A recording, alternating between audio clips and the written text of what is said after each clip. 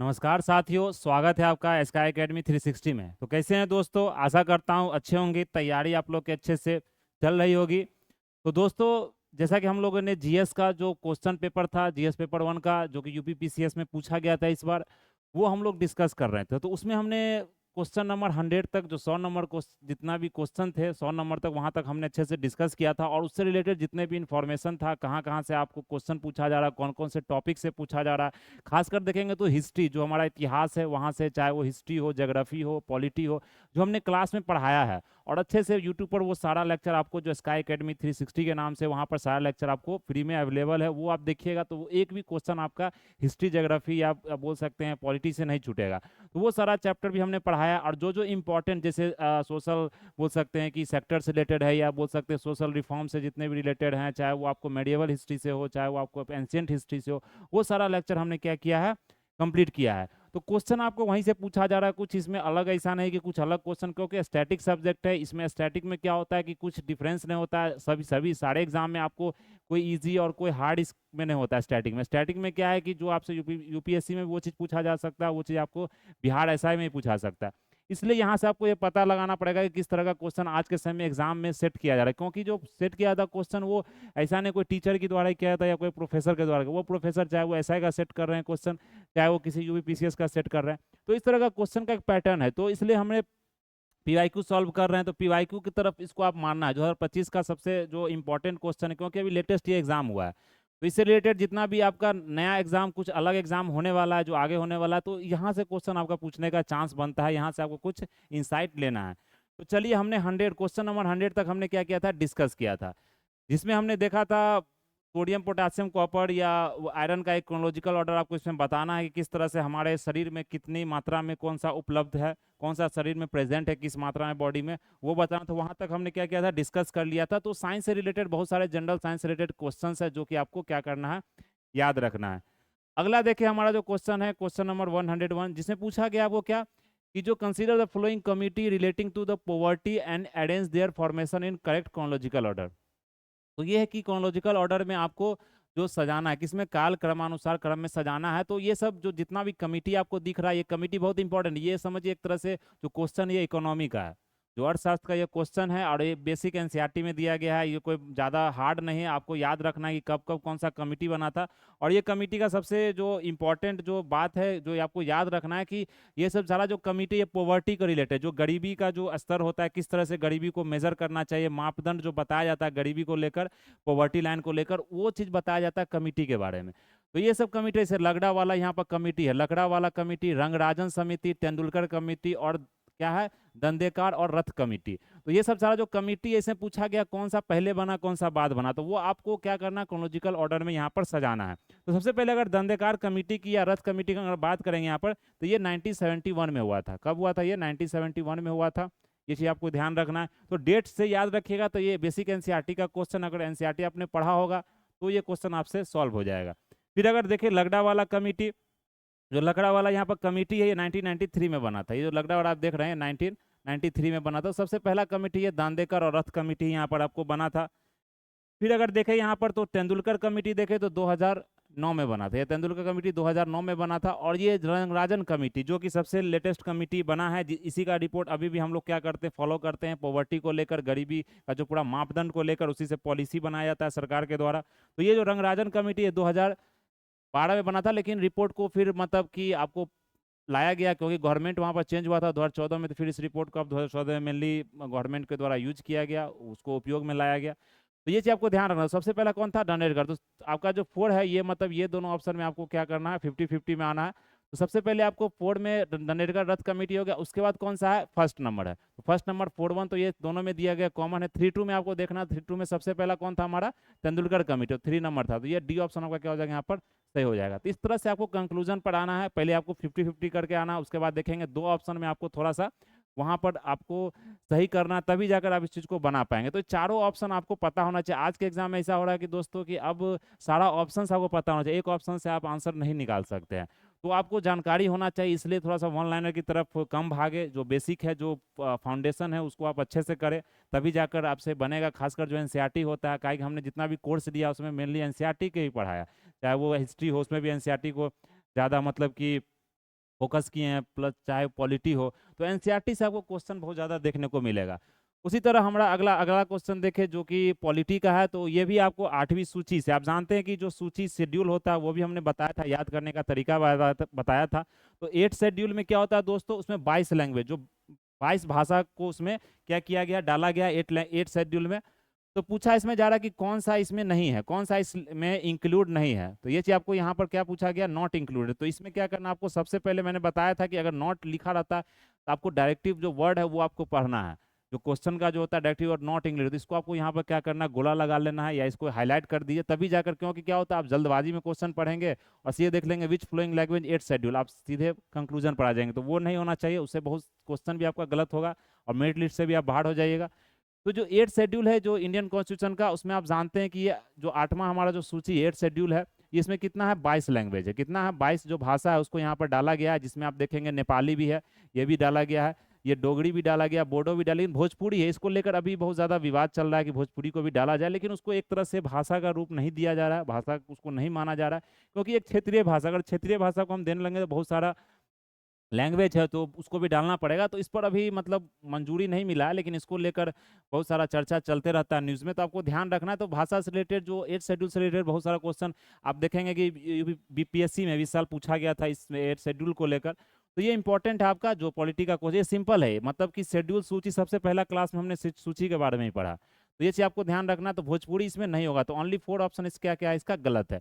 अब प्लस क्या होता है कि जो सबसे पहले शेड्यूल जो सूची बना था, आप जानते हैं कि जो 8वीं सूची, सूची कितना था पहले, 8 ही था, मतलब जो पूरा बना था 8 ही था, उसके बाद 4 ऐड किया गया बाद में जाके।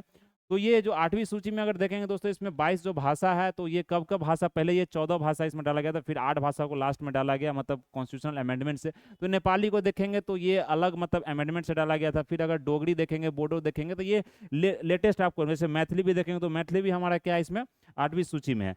तो आप देखेंगे अगर कोई ऑप्शनल आप सब्जेक्ट लेते हैं या किस तरह का लैंग्वेज पेपर होता है, तो आपको इस तरह का वही सब्जेक्ट दिया जाता है जो कि आपको इस सूची में हो, जो कि 22 जो मतलब कि 8वीं सूची में आपको 22 लैंग्वेज हो उसी में दिया जाता है।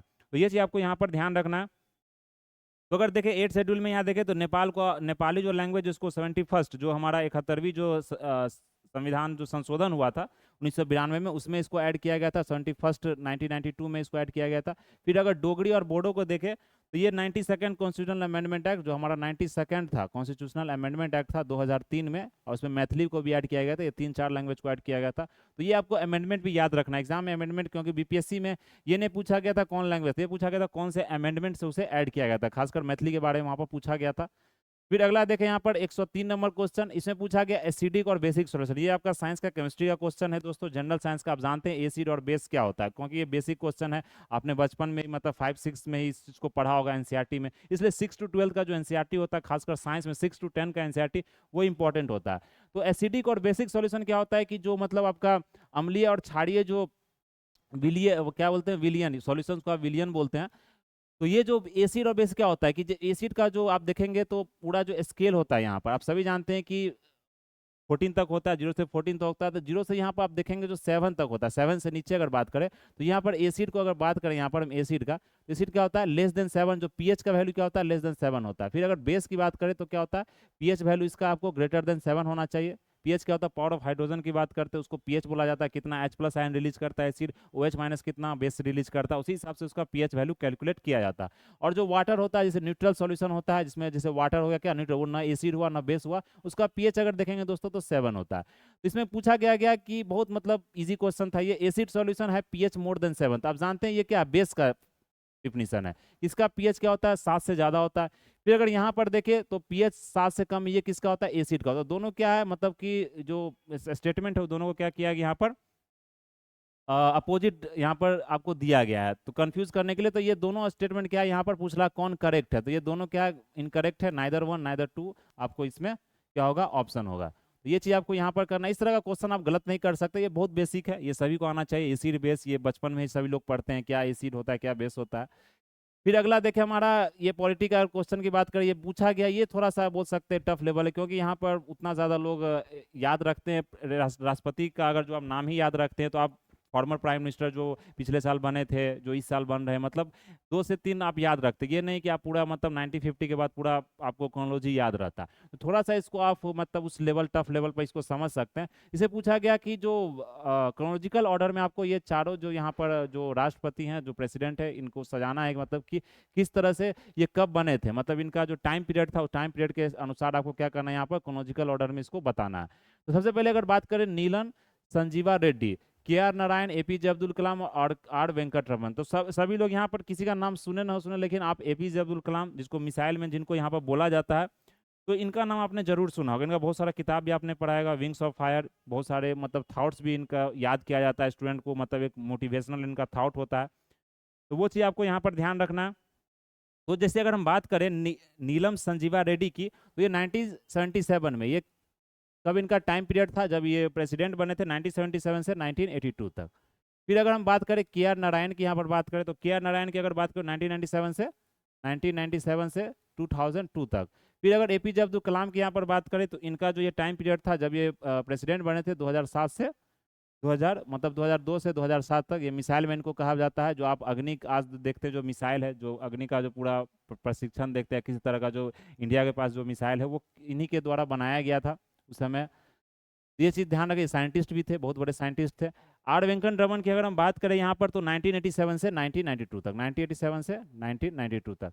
तो यहाँ पर देख सकते हैं सबसे पहले जो प्रेसिडेंट थे, सबसे पहले क्योंकि क्रोनोलॉजिकल ऑर्डर में सजाना, तो सबसे आपको कहाँ से लेके जाना है, मतलब नीचे से ऊपर तक जाना है। तो सबसे कम, सबसे पहले कौन बने थे और सबसे आखिरी में कौन बने थे, इस तरह से आपको क्रोनोलॉजिकल, अगर इसमें आपको बढ़ते क्रम घटते क्रम नहीं दिया गया तो आपको यही मानकर चलना है कि आपको छोटे से बड़े की तरफ लेकर जाना है। तो सबसे पहले अगर हम बात करें इसमें 1977, तो 1977 सबसे पहले क्या है, 1 फर्स्ट आपको यहाँ पर 50-50 पर आ जाना है, तो ये चीज़ ध्यान रखना पड़ेगा। फिर अगर देखें तो 1/4 तो चलिए दोनों में कॉमन है, 2-3 की बात करें तो 2-3 में आप देख सकते हैं कौन है, यहाँ पर 2 है सबसे पहले, तो यहाँ पर ये ऑप्शन आपका क्या हो जाएगा, सही हो जाएगा। तो इस तरह का सवाल है, इसको आप नोट कर डाउन कर सकते हैं इस चीज़ को, यहाँ पर आपको आसानी होगा क्योंकि इस तरह का सवाल पूछा जा सकता है। अगर आप ये क्वेश्चन नहीं पढ़े तो ये इस तरह का क्वेश्चन दोस्तों ना एसआई में इसलिए पूछा, मैं इसलिए यहाँ पर बता रहा हूँ, इसको इस पर इतना फोकस कर रहा हूँ, इतना ज़्यादा एम्फेसिस इस पर डाल रहा हूँ। क्या होता है कि इस तरह का सवाल मतलब कि देखने से मुझे लग गया, अरे यार इस तब पीसीएस लेवल में इतना मतलब कि डीप में, या बोल सकते इतना ज़्यादा फैक्चुअल नहीं पूछा जाना चाहिए। चलिए पूछा गया, अलग बात है, थोड़ा सा रिजेक्शन का भी प्रोसेस होता है, सारा क्वेश्चन तो आपको बनाना नहीं होता है, तो ये सब एक रिजेक्शन का प्रोसेस है। आपने इस क्वेश्चन को टारगेट कर लिया, आप ईगो पर ले लिया, आप नहीं बना पाए, तो आप मेरिट से बाहर होकर बहुत क्वेश्चन छोड़ना भी होता है दोस्तों। इससे पीसीएस एग्जाम में छोड़ना भी बहुत एक कला होता है, समझ रहे हैं ना। जिससे टेस्ट सीरीज में बोलते हैं ना, जो क्रिकेट खेलता है तो जो बॉल को जो छोड़ा जाता है तो बोलता है कि वो अच्छा खेले हैं, तो इस तरह से ये भी सब पीसीएस एग्जाम होता है। क्योंकि कटअप उतना ज़्यादा इसका तो थोड़ा हाई रहता है, लेकिन उतना भी हाई नहीं रहता है कि आपको पूरा 100 का 100 क्वेश्चन भी 150 सॉल्व करना है। लेकिन ये इस तरह का क्वेश्चन दोस्तों ऐसा ही पूछा जाता है, इस तरह का क्वेश्चन आपको एडीओ में पूछा जाएगा, जो वनडे एग्जाम होता है, सीजीएल में पूछा जा सकता है, बिहार का सीजीएल है, बिहार का एसआई है। इसलिए मैंने इस क्वेश्चन को देखा तो मुझे लगा नहीं भाई, ये तो मतलब डिस्कस करना जरूरी है, ये जो पेपर इसको डिस्कस करना, क्योंकि इस तरह का क्वेश्चन आपको जीएस में जरूर पूछा जाएगा, समझ रहे हैं ना। ये चीज आपको ध्यान रखना। फिर अगला देखिए जो बुद्धिस्ट काउंसिल, आप देखिए बुद्धिस्ट काउंसिल का क्वेश्चन आपको बिहार का जो बीपीएससी अभी हुआ था, यहाँ पर जो आप बोल सकते 13 सितंबर को आई थिंक हुआ था, तो उसमें भी पूछा गया था और ये फिर से पूछा गया यहाँ पर जो 12 अक्टूबर यूपीसीएस हुआ। तो बुद्धिस्ट काउंसिल एक बहुत इंपॉर्टेंट टॉपिक है और हमने एक अलग से टॉपिक ही ले लिया है बुद्धिस्ट का, बुद्धिज्म और जैनिज्म का। आप जाके देखिएगा यूट्यूब पर, खासकर स्काई एकेडमी, मैंने एक एक लेक्चर अलग से लिया, बुद्धिज्म का अलग और जैनिज्म का, और उसमें एक एक चीज बताया है, मतलब पूरा डिटेल में, मतलब उतना डिटेल में आपको अगर एक बार पढ़ लिए उसको तो उसे मेंस भी लिख सकते हैं, मतलब इतना डिटेल में मैंने बताया, मेंस लिख सकते हैं। और पीटी का तो कोई एग्जाम का क्वेश्चन आपका नहीं छूटेगा, ये मैं आपको गारंटी दे सकता हूँ। बुद्धिज्म क्योंकि मैंने बहुत अच्छे से कवर किया, जितना भी इन्फॉर्मेशन एनसीईआरटी का हो, चाहे अदर मार्केट सोर्स के जितना भी बुक है उनका, उस बुक का इन्फॉर्मेशन हो, ये सारा चीज मैंने वहां पर कवर किया है। तो बुद्धिस्ट काउंसिल की बात करें दोस्तों, तो फर्स्ट बुद्धिस्ट काउंसिल हुआ था कहां पर, इसमें पूछा क्रोनोलॉजिकल ऑर्डर में आपको सजाना है। तो पहला कहां हुआ था दोस्तों, पहला राजगिरी में हुआ था 483 बीसी में। फिर अगर देखें तो दूसरा हुआ था वैशाली में 383 बीसी में। फिर तीसरा हुआ था पाटलिपुत्रा में अशोका के द्वारा 250 बीसी में। फिर अब कुंडलवन जो कि कश्मीर की बात करते हैं, ये कुषाण द्वारा यहाँ पर किया था, कनिष्का के द्वारा किया गया था। तो ये कब किया गया था, 72 एडी में। तो ये एग्जाम में बीपीएससी में पूछा गया था कौन सा ऐसा है जो बिहार के बाहर किया गया था, कुंडलवन जो कि कश्मीर में आप सभी लोग जानते हैं। फिर राजगिरी देख ले, तो राजगिरी आप जानते हैं जिसको आज के समय राजगिरी बोलते हैं, ये कहाँ पर मगध डिवीजन में आपको ये मतलब कि जगह आता है, जो कि आपको बोल सकते हैं कि नालंदा में पड़ता है। फिर वैशाली देख ले, आप सभी लोग जानते हैं वैशाली पाटलिपुत्र, कालाशोका ने करवाया था, पैट्रोनेज कालाशोका के द्वारा दिया गया था। राजगीर में देखे तो अजातशत्रु के द्वारा, कुंडल वन में देखे तो कनिष्क के द्वारा, और पाटलिपुत्र में अशोका के द्वारा। तो ये चीज ध्यान रखना। प्लस इसके गुरु कौन थे उस समय, स्कॉलर कौन थे उस समय के, जिसने अध्यक्षता की थी, जिसने प्रेसिडेंटशिप को बोल सकते लीडरशिप का रोल निभाया था। तो ये चीज आपको ध्यान रखना है। तो करेक्ट ऑर्डर क्या होगा इसका, सबसे पहले क्या होता है राजगीर में, तो सेकंड सेकंड ये दोनों पढ़ा, वो कंक्लूजन पढ़ा जाना। फिर हमारा क्या वैशाली में हुआ था, ये 2-1 2-1 तो दोनों में दिया गया। प्लस 4-3 की बात करें तो 4-3 में आपको 4 पहले आ जाएगा पार्टी, उसके बाद 3 आ जाएगा। तो ये आपको डेट बहुत इंपॉर्टेंट है दोस्तों। डेट के साथ साथ आपको उस समय जो प्रेसिडेंटशिप जो किया गया था किसके द्वारा, वो भी चाहे आपको ध्यान रखना। प्रेसिडेंटशिप जो किया गया था किसके द्वारा, वो चीज जैसे महाकश्यप थे, चाहे वो आपका अश्वघोष हो गए, वासुमित्र हो गए, समझ रहे हैं ना। तो ये चीज आपको यहाँ पर ध्यान रखना। तो मैंने बहुत अच्छे से पढ़ा, आप चीज को देखिए जाकर। अगर मैं यहाँ पर बताने लगूंगा तो ये लेक्चर भी बहुत लंबा हो जाएगा। पढ़ाने में बहुत मजा आता है। बुद्धिज्म जैनिज्म इतना मस्त अच्छा चैप्टर है कि मुझे मतलब सबसे ज्यादा पढ़ाने में बुद्धिज्म जैनिज्म ही आता है। उसका जो कंसेप्ट है, जो मतलब जो बातें उसमें बोली गई है, जो बातें कही गई है, और प्लस आज के समय में जो इथिक्स का एक समझे कि बहुत अच्छा चैप्टर माना जाता है उसको, बुद्धिज्म और जैनिज्म। तो बुद्धिज्म जैनिज्म को आप अच्छे से पढ़िए, हर एक एग्जाम में एक नए क्वेश्चन आपसे पूछा जाता है। चलिए अगला क्वेश्चन देखिए 106। इसमें देखिए जो इसमें न्यूक्लियर पावर प्लांट और जो स्टेट के बारे में, आज के समय जानते हैं कि जो क्लीन एनर्जी की तरफ हमारे जो देश है वो मूव कर रहा है, क्योंकि विकसित भारत करने के लिए आपको क्लीन एनर्जी पर ही फोकस करना है। तो कोल सेक्टर में देखेंगे आज के समय जो 50% जो आपका बिजली आ रहा है दोस्तों, वो क्लीन एनर्जी से आ रहा है। क्योंकि जो कोल इंडस्ट्री से, जो कोल से, जो कोयला से आपको थर्मल पावर प्लांट से जो बिजली आपको प्रोड्यूस हो रहा है, जो पैदा किया जा रहा है, वो 50% ही किया जा रहा है। बाकी सोलर पावर प्लांट पर फोकस किया जा रहा है, आप देखते हैं न्यूक्लियर पावर प्लांट पर फोकस किया जा रहा है। प्लस देखेंगे तो बायोगैस पर, ये सब सारा चीज पर फोकस किया। इसलिए क्वेश्चन में आपको न्यूक्लियर पावर प्लांट के बारे में ज्यादा पूछा जाता है। इसको आप बता सकते हैं, ये करंट अफेयर्स का भी क्वेश्चन बोल सकते हैं, नहीं तो आप इसे बोल सकते हैं ज्योग्राफी का भी क्वेश्चन हो सकते हैं, क्योंकि ये एक अवेयरनेस है, मतलब जनरल अवेयरनेस की बात करें तो आपको यहाँ पर ध्यान रखना पड़ेगा। और आज के समय कहाँ कहाँ न्यूक्लियर पावर प्लांट बनाया जा रहा है, एक नया न्यूक्लियर पावर प्लांट को सेटअप किया जा रहा है, जिसमें आपको प्रेशराइज PHWR जिसको कहते हैं, प्रेशराइज हेवी वाटर रिएक्टर जिसको बोलते हैं। छोटा सा न्यूक्लियर पावर प्लांट होता है, लेकिन एनर्जी बहुत ज्यादा होता है। आप जानते हैं यहाँ पर चेन रिएक्शन होता है। एक बार आप एनर्जी प्रोड्यूस कर दिए तो ये बार बार आपको एनर्जी प्रोड्यूस करना नहीं। इसके लिए यूरेनियम का, थोरियम का जरूरत होता है। हमारे देश में देखेंगे केरला जो सैंड जो बीच वाला स्टेट है, वहाँ पर आपको थोरियम का प्रोडक्शन, या बोल सकते हैं थोरियम आपको ज़्यादा मिला। तो ये एक अच्छी बात है, इसलिए न्यूक्लियर पावर प्लांट का अभी ज़्यादा चर्चा रहता है। तो आपको ध्यान रखना है कि जो ककड़ापाड़, कुडनकुलम, कायगा, रावल भादई कौन कौन सा स्टेट में है। तो ककड़ापाड़ आपको कहाँ पर है दोस्तों, ये आपको गुजरात में है। कायगा देखो तो कर्नाटका में है। कुडनकुलम तमिलनाडु में। रावत भाटा आपको राजस्थान में है। तो डी का अगर देखें तो डी का आपको 3 यहाँ पर दिख रहा है, डी का 3 दिख रहा है, तो 1-1 तो सी का दिख रहा है। बी का अगर देखें आप ककड़ा पार गुजरात है, बी का 4।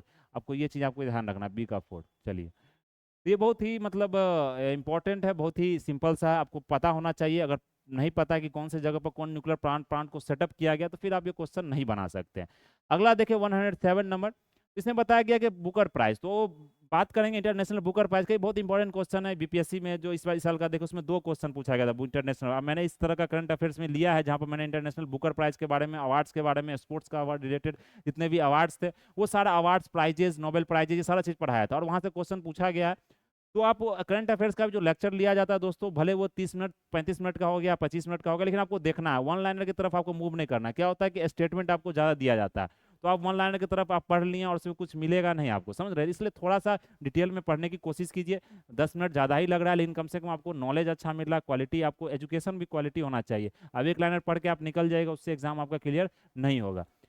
तो अगर बात करें इंटरनेशनल बुकर प्राइज की, आप जानते हैं कि हर एक साल इंटरनेशनल बुकर प्राइज दिया जाता है। 2025 में आप सभी जानते हैं बानू मुश्ताक को दिया गया था। कौन सा उन्होंने नॉवल लिखा था, वो नॉवल कन्नड़ लैंग्वेज में लिखा गया था। कौन सा लैंग्वेज में, कन्नड़ लैंग्वेज में लिखा गया था। कन्नड़ जो कर्नाटका का मेनली जो लैंग्वेज है, जो लोकल लैंग्वेज है वहाँ का, तो उस बानू मुश्ताक ने लिखा था, उसका नाम क्या था, हार्ट लैम्प। हार्ट लैम्प नाम था। लेकिन यहाँ पर दोस्तों एक ऑप्शन जो आपको और दिया गया, दीपावस्थी। तो ये दीपावस्थी जो यहाँ पर लिखिका थी, जो इन्होंने लिखा है, ये मतलब कि ये हार्ट लैम्प जो किताब कन्नड़ था, इसको जो ट्रांसलेट किया गया था किसमें, इंग्लिश में ट्रांसलेट करने वाले दीपावस्थी थी। तो बुकर प्राइज मेनली बानू मुश्ताक को दिया गया था। तो ओनली 1 ऑप्शन आपका सही है, लेकिन इसमें थोड़ा सा कंफ्यूजन ये हो जा रहा है कि हो सकता है कि साथ में दीपावस्थी को भी दिया गया, लेकिन माना जा रहा है कि इसमें ओनली 1 ही होगा। लेकिन जिससे तो आंसर किया आता है, तो आपको डी और 1 में ये थोड़ा सा कंफ्यूजन आपको यहाँ पर रखना पड़ेगा। लेकिन फिर भी आप डी के साथ अगर गए हैं, तो आई थिंक मतलब ये सही होना चाहिए, क्योंकि जिस तरफ से आंसर किया आता है, तो कुछ कुछ क्वेश्चन आपको बोल सकते हैं थोड़ा डिबेटेड रहता है। तो उसमें आपको किस तरह से वो क्वेश्चन को आपको सॉल्व करता है एग्जामिनर, तो वो चीज़ हमें देखना पड़ेगा। तो आप इसमें बानो मुश्ताक को याद कर सकते हैं। तो ये इंटरनेशनल बुकर प्राइज 2025 का ये आपको रट लेना है, याद रखना है, क्योंकि ये क्वेश्चन आपको किसी भी एग्जाम में, क्योंकि ये फेमस क्वेश्चन हो चुका है। मतलब अभी तक मैंने देखा 4-5 एग्जाम में लगातार इसको पूछा जा रहा है, इंटरनेशनल बुकर प्राइज किसको मिला है। तो हो सकता है बिहार ऐसा में आपको पूछ दिया जाएगा, हो सकता है कि आपको एडीओ में या किसी तरह का जो बिहार का चीज़ है उसमें पूछ दिया जा सकता है। तो इस तरह का करंट अफेयर्स आपको छोड़ना नहीं है, ये सारे स्टूडेंट जानते हैं, सारे स्टूडेंट ने इसको पढ़ा होता है। फिर अगर देखें यहाँ पर जो हमारा आयरन ओर माइंस और स्टेट, इसमें मैच द फ्लोइंग करना, कहाँ पर आयरन ओर जो मतलब लोहा का जो माइंस है जहाँ से लोहा निकलता है आपको, तो वो कहाँ पर है, कौन स्टेट में है, राज्य में है, ये आपको बताना है। तो गुरु महिसनी, तो ये आपको कहाँ है दोस्तों, ओडिशा में, सभी लोग जानते हैं। बैलाडीला आपको माइंस कहाँ है दोस्तों, ये आपको छत्तीसगढ़ में। नोआ मुंडी देखे या कुद्रेमुख, कुद्रेमुख आपको कहाँ पर, कर्नाटका में है, और नोआ मुंडी कहाँ आपको, झारखंड में। तो ये माइंस आपको यहाँ पर मिलाना है, और यही मिलान आपका क्या होगा यहाँ पर सही होगा। तो माइंस के बारे में, कोल फील्ड के बारे में, ये सब चीज़ आपको यहाँ पर ध्यान रखना है। जो मतलब एक तरह से बोल सकते हैं ज्योग्राफी का क्वेश्चन है। जब ज्योग्राफी आप पढ़ते हैं, खासकर अगर बीपीएससी का कोई तरह का बिहार का एग्जाम दे रहे हैं, तो बिहार से जितने भी माइंस है, बिहार में जितने भी मतलब कि कोयला के जो फैक्ट्री हैं या कहाँ पर माइंस है, वो सब चीज़ आपको यहाँ पर याद रखना पड़ेगा। फिर भी अगर झारखंड तो अलग हो गया, तो बिहार में से कोयला का कोई मतलब कि आपको माइंस यहाँ पर तो नहीं है जहाँ पर खनन किया जाता है, लेकिन कभी कभी क्या होता है, झारखंड से रिलेटेड आपको इन्फॉर्मेशन पूछ दिया जाता है। ये चीज़ ध्यान रखेंगे। तो नोआ मुंडी क्या है, झारखंड में, जो टाटा स्टील के द्वारा। और ये जो हमारा जो बैलाडीला है दोस्तों, ये गुरु महिसनी जो उड़ीसा का, ये सबसे ओल्डेस्ट ओल्ड माइंस आयरन का बताया जाता है, जो कि एक 1911 में ही, मतलब ब्रिटिश जो उस समय का जो जीसी जॉन्स था, ब्रिटिश एक नागरिक था, उसी के द्वारा वो चीज़ आपको खोजा गया था। बैलाडीला छत्तीसगढ़ में, जो थी दंतेवाड़ा डिस्ट्रिक्ट में, जानते हैं नक्सलवादी पूरा अफेक्टेड एरिया है यहाँ पर, जो बैलाडीला छत्तीसगढ़ का जो बात करें, तो वहाँ पर आपको बहुत सारा देखते हैं कि हमला होते रहता है। तो वो बैलाडीला आपको कहाँ है, छत्तीसगढ़ में। और नोआ मुंडी जानते हैं, नोआ मुंडी झारखंड में, जो टाटा स्टील के द्वारा पूरा मतलब ऑपरेट किया जाता है पूरा माइंस को। ये चीज़ आपको ध्यान रखना। चलिए अगला जो हमारा क्वेश्चन है, तो इस तरह का इन्फॉर्मेशन है जो आपसे यहाँ पर एग्जाम में पूछा जाता है। अगला यहाँ पर देखिए, with reference to international solar alliance. आप सभी जानते हैं जो कॉप हमारा 21 हुआ था 2015 में, आप सभी पता होना चाहिए कॉप क्या होता है, कॉन्फ्रेंस ऑफ पार्टीज होता है कॉप 21। ये क्या होता है, 2015 में हुआ था, जो कि पेरिस में हुआ था। कहाँ पर, इसे पेरिस एग्रीमेंट भी बोलते हैं, इसे क्या बोलते हैं यहाँ पर, पेरिस एग्रीमेंट ही बोलते हैं। इस पेरिस एग्रीमेंट में क्या होता है कि जो हमारे भारत के जो सरकार की बात करें अगर, तो उन्होंने वहाँ पर एक नया एक बॉडी बोल सकते हैं कि एक अलायंस बनाया था दूसरे देश के साथ मिलकर। तो इसमें अभी देखेंगे दोस्तों, यहाँ बताया जा रहा है कि कौन सा स्टेटमेंट सही है। तो ये फर्स्ट टीटी था, जो कि intergovernmental organisation headquarter in India, सभी जानते हैं इसका गुड़गांव में हेडक्वार्टर, जो हरियाणा में आपको जगह है गुड़गांव, उसमें वहाँ हेडक्वार्टर है। 38 मेंबर तो नहीं, अभी इसमें मतलब 100 से ऊपर मेंबर है, 112-15 मेंबर आपको बढ़ रहे हैं। तो हर एक साल मेंबर ज्वाइन होते हैं इसमें। तो कुछ कुछ मतलब मेंबर होते हैं सिग्नेटरी भी होते हैं, कुछ कुछ होते हैं कि ऑब्जर्वेंस की तरफ इसमें ज्वाइन कर जाते हैं। तो 38 मेंबर नहीं, तो ये ऑप्शन तो आपको पहला तो गलत ही है, मतलब पहला स्टेटमेंट। लेकिन ये पूछा जा रहा है वर्ल्ड सोलर बैंक और one sun world world one grid initiative, जो है ये भी आपको इसके अंदर शुरू किया गया था, लेकिन इनिशिएटिव को उतना अभी ज़्यादा बोल सकते हैं कि लाया नहीं गया उतना ज़्यादा उसे, मतलब कि अभी जो वो कागज़ पर ही है, अभी उसे पूरी तरह से इम्प्लीमेंट नहीं किया गया। तो ये सेकंड ऑप्शन आपका सही इसमें है। तो ये पहला ऑप्शन आपका गलत है। तो ये ध्यान रखना, ये 2015 में कॉप 21 आपका हुआ था, इसमें इंटरनेशनल सोलर अलायंस आपको इंडिया और फ्रांस के बीच में मेनली सबसे पहला जो अलायंस हुआ था इंडियन और फ्रांस के बीच में, बाद में बहुत सारा कंट्री इसमें ज्वाइन कर लिया। तो ज़्यादा मतलब कि जो सन फेसिंग कंट्री है, जहाँ पर जो सूरज का जो मतलब बोल सकते हैं सूर्य का जो किरण है वो ज़्यादा आता है, तो वहाँ पर इस तरह का, क्योंकि इसी तरह से सोलर का जो पैनल है आपको यही लगाया जाता है। उस सब सारे जैसे अफ्रीकन कंट्री देख ले, तो वहाँ पर आपको सन का जो मतलब किरण है उसका अवेलेबिलिटी ज़्यादा है, तो वहाँ पर आपको सोलर लाइट भी अच्छा काम करता है। इंडिया में देख ले, ट्रॉपिकल कंट्री हम लोग भी, तो हमारे यहाँ भी जो मतलब सोलर एनर्जी का जो पावर है वो ज़्यादा जनरेट होता है। सबसे सबसे ज़्यादा कहाँ आपको, जैसलमेर राजस्थान में आप जानते हैं सोलर पावर प्लांट सबसे बड़ा बना हुआ है। फिर अगला देखिए हमारा ज्वाइंट स्पेशल फोर्सेस, ये खंजर जो आपका फोर्सेस है। हमने एक जो लेक्चर लिया था दोस्तों, ऑपरेशन, मिलिट्री ऑपरेशन, वो बहुत अच्छा लेक्चर मैंने बनाया था। उसमें मैंने कम से कम 20 से 25 ऑपरेशंस जो मेजर ऑपरेशन उसको मैंने कवर किया था, और मैंने बताया था खंजर के बारे में कि आपसे एग्जाम में पूछा जा सकता है। ऑपरेशन खंजर हो गया, ऑपरेशन शक्ति हो गया, ऑपरेशन ब्रह्मा हो गया। तो ये सब मिलिट्री ऑपरेशन से 2 क्वेश्चन आपको पूछा गया। तो आज आगे भी जितना एग्जाम होगा, ये one liner type of current affairs होता है, तो इसमें आपको समझना नहीं, रटना होता है इस सब चीज़ को। तो एक बार आप इसको समझ लीजिए, फिर आपको याद होना चाहिए कि खंजर जो ऑपरेशन हुआ था ये किस कंट्री के बीच में हुआ था और कहाँ हुआ था, वो लोकेशन भी आपको क्या होना चाहिए, पता होना चाहिए। तो खंजर जो 11 यहाँ पर 12 बात कर लीजिए, मार्च 2025 में हुआ था।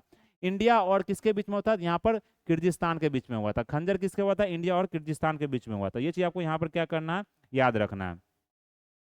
समझ रहे हैं इस चीज़ को? तो इसमें बहुत सारा ऑप्शन दे दिया गया, लेकिन वो कंफ्यूज करने के लिए दिया गया है। लेकिन इसमें खंजर क्या है, किर्गिस्तान के स्पेशल आपको ज्वाइंट फोर्स का बोल सकते हैं कि आर्मी का ये ऑपरेशंस है।